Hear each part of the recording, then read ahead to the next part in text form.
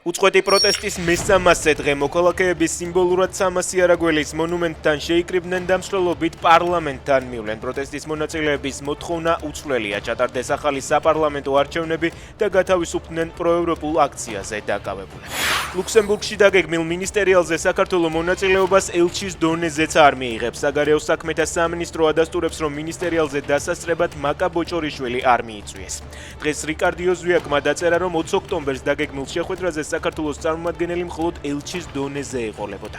დაგეგმილ მინისტერიალში საქართველოს ელჩის დონეზე მოწვევა ევროკავშირის ინსტიტუტის არასერიოზულ დამოკიდებულებაზე მიუთითებს, ამბობენ უწყებაში ოცნების პროპაგანდისტულ მედიასთან.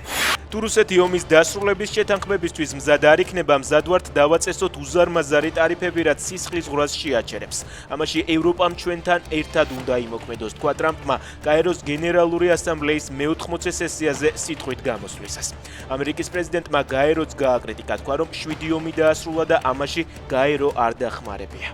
ავარია რიკოთის უღელტეხილზე დაზიანებულია 5-მდე ავტომობილი. შემთხვევას მსხვერპლი არ მოჰყოლია, ერთი მძღოლი საავადმყოფოშია გადაყვანილი. ავტოსაგზაო შემთხვევის გამო მაგისტრალზე რამდენიმე საათი საცობი იყო.